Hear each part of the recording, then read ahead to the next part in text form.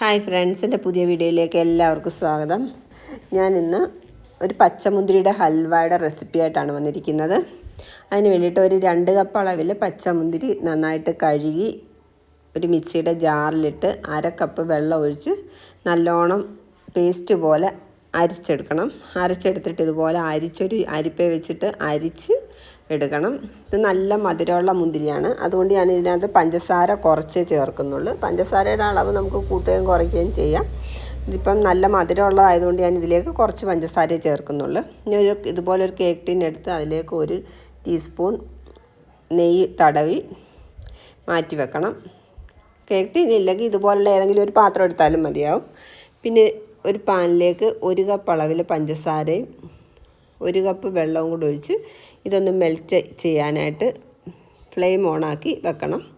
ആ സമയം കൊണ്ട് നമുക്ക് വേറൊരു ബൗളിലേക്ക് ഒരു 3 ടേബിൾ സ്പൂൺ കോൺഫ്ലവറും എടുക്കണം. അതിലേക്ക് കുറച്ച് വെള്ളം ഒഴിച്ച് നല്ലോണം കലക്കിയെടുക്കണം. കട്ടയൊന്നും ഇല്ലാതെ നല്ലോണം കലക്കിയെടുക്കണം. 2 ടേബിൾ സ്പൂൺ വെള്ളം മതിയാവും അത് കലക്കി നല്ലോണം കലങ്ങി വരാനായിട്ട്. അങ്ങനെ കലക്കി എടുക്കുമ്പോഴത്തേക്കും പഞ്ചസാര ലൈനി തിളച്ച് വരുന്നുണ്ട്. ഈ കലക്കി എടുത്ത കോൺഫ്ലവർ മുന്തിരി ജ്യൂസിലോട്ട് ഒഴിച്ച് നല്ലോണം മിക്സ് ചെയ്ത് കൊടുക്കണം. ഇതിനൊരു കളർ കുറവായതുകൊണ്ട് ഞാൻ 3-4 ഡ്രോപ്സ് പിസ്ത എസൻസ് കൂടെ ചേർക്കുന്നുണ്ട്. പച്ച കളറും കൂടെ കിട്ടുന്നതുകൊണ്ട് അതുകൂടെ ചേർക്കുന്നുണ്ട്. പിന്നെ നെയ്യ് തടവി വെച്ച കേക്ക് ടിന്നിലേക്ക് കുറച്ച് ടൂട്ടി ഫ്രൂട്ടിയും കുറച്ച് നട്ട്സ് ക്രഷ് ചെയ്തതും കൂടെ ഞാൻ ഗാർണിഷ് ചെയ്യാനായിട്ട് എടുത്തിട്ടുണ്ട്. അത് ഞാൻ ഇതുപോലെ ഇട്ട് മാറ്റി വെക്കുന്നുണ്ട്. പിന്നെ നമുക്ക് ഈ ജ്യൂസ് ഈ പഞ്ചസാര ലൈനിലേക്ക് ഒഴിച്ച് നല്ലോണം ഇളക്കി ഒരു മീഡിയം ഫ്ലെയിമിൽ വെച്ച് ഇളക്കി, മീഡിയം ടു ലോ ഫ്ലെയിമിലേ വെക്കാവുള്ളൂ. ഇനി ഇത് ഇളക്കി പറ്റിച്ചെടുക്കണം. ഇളക്കി ഇതിനൊരു കളർ കുറവായതുകൊണ്ട് ഞാനൊരു 2-3 ഡ്രോപ്സ് പച്ച കളറും കൂടെ ഞാൻ ആഡ് ചെയ്യുന്നുണ്ട്. ആഡ് ചെയ്ത് ഇതുപോലെ നല്ലോണം ഇളക്കി കൈവിടാതെ ഇളക്കി എടുക്കണം. കുറി വരുമ്പോഴത്തേക്ക് ഒരു 2-3 ഏലയ്ക്ക പൊട്ടിച്ചതും കൂടെ ചേർക്കുന്നുണ്ട്. ചേർത്ത് ഒന്നുകൂടെ മിക്സ് ചെയ്ത് കുറി വരുമ്പോൾ 2 ടേബിൾ സ്പൂൺ നെയ്യ് ചേർക്കുന്നുണ്ട്. നെയ്യും കൂടെ ചേർത്ത് ഒന്നുകൂടി ഇതൊന്ന് കുറി വരും.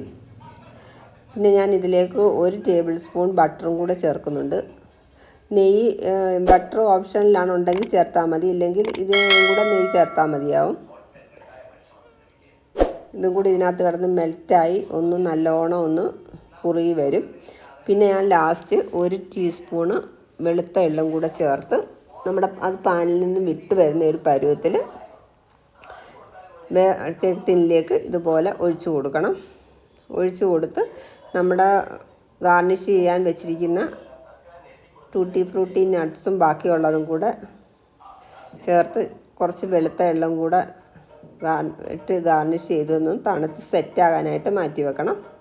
1 മണിക്കൂർ മതിയാവും ഇതൊന്ന് സെറ്റായി കിട്ടാനായിട്ട്. എല്ലാം തണുത്ത് നല്ല സെറ്റായി വന്നിട്ടുണ്ട്. ഇനി ഒരു പാത്രം ഇങ്ങനെ വെച്ചിട്ട് ഇത് ഡീമോൾഡ് ചെയ്തെടുക്കണം. പെട്ടെന്ന് ഇത് ഡീമോൾഡായി കിട്ടും.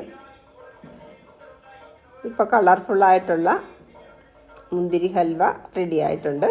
ഇതിനിങ്ങനെ കട്ട് ചെയ്ത് സെർവ് ചെയ്യാം. ഇത് ഒരു പുളിയും മധുരവും ഒക്കെ ഉള്ള ഒരു ഹൽവയാണ്. എല്ലാവരും മസ്റ്റായിട്ടും ട്രൈ ചെയ്ത് നോക്കണം. ഇനി മറ്റൊരു വീഡിയോ ആയിട്ട് വീണ്ടും കാണാം.